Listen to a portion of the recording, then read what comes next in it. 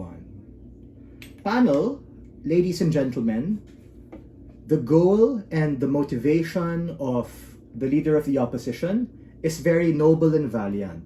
Defending the people who want to be able to run and defending the principle that everybody should have access to this. Absent that particular exam, we really see the host of problems and status quo that my partner already told you. In fact, half of my partner's speech preempted and boxed out everything that you already get from the leader of the opposition, precisely because we're very much willing to defend that not everybody will have access to this particular thing, and that's precisely fine. Because the point in which anybody who's anybody can be able to run, we think that opens up the whole can of worms of just really having poor and bad candidates. Sure, these political dynasties and people who are super popular on our side of the house are going to exist, but it's not like we make it any worse, because as what leader of the opposition mentioned, these rich and political elite are already able to understand these things, but we think that it's not that they're educated, it's that these people are deeply entrenched in levers of corruption, which I'll explain later in my extension. Before I move to that, many responses towards LO.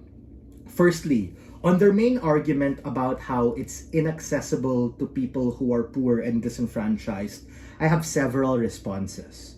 Firstly, if you're super duper absolutely hampas lupa poor, then I think you're outside of this debate and you should not be a public servant. You should focus on not having this hand-to-mouth kind of existence and focus on trying to find some sort of redress and enfranchisement in your situation.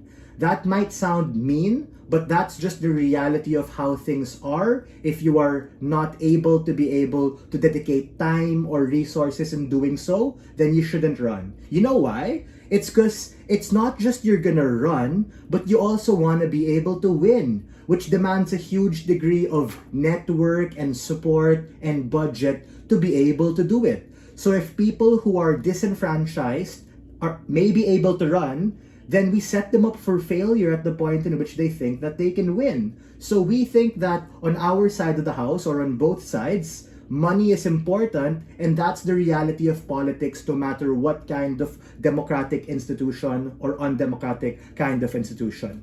B, we think that it's fair to say that local and national governments are probably going to be incentivized to have some sort of basic reviewer or curricula, meaning similar to how the DepEd has a free PDF and teaching guide on all of their different subjects, for instance. So it's fair to say that there's going to be a burden on the government to tell people what is expected for them to pass and maybe pump out some sort of reviewers. C, it's precisely because of the levers of commerce and capitalism to say that someone's for sure gonna monetize this to make it a business, meaning we're gonna establish review centers to be able to create and make access to these things better, and we're gonna have, of course, the full suite of those products, right? We're gonna have expensive review centers, we're gonna have cheaper review centers, we're gonna have all sorts of access. D, let's take a look at the proliferation of free content that we actually see in Coursera, in Khan heck, even in YouTube, especially among the Filipinos. We're very altruistic. Try and take a look at all the free mathematical content you see from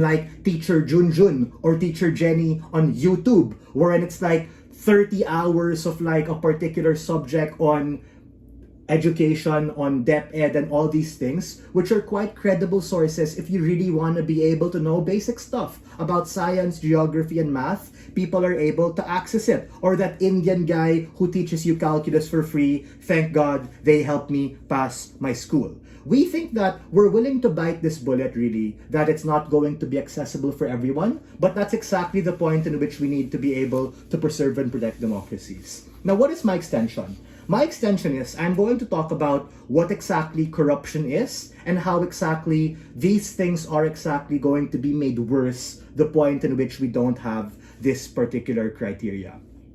I understand where opposition is coming from. They're saying that, the people in status quo who are in power are still gonna be there, these political dynasties. Look, I'm not gonna bite that burden and say that this fucking exam is gonna solve political dynasties. That's an insane burden I'm not gonna take. I invite closing government if they wanna try and do that. But as we know in debate, right, like high burden, high proof. So I reject that burden push coming from opposition to say that we're going to like dismantle the very fiber of society and solve everything. Like what my partner told you, this is not going to solve everything, but this marginally is going to make things a tad bit better.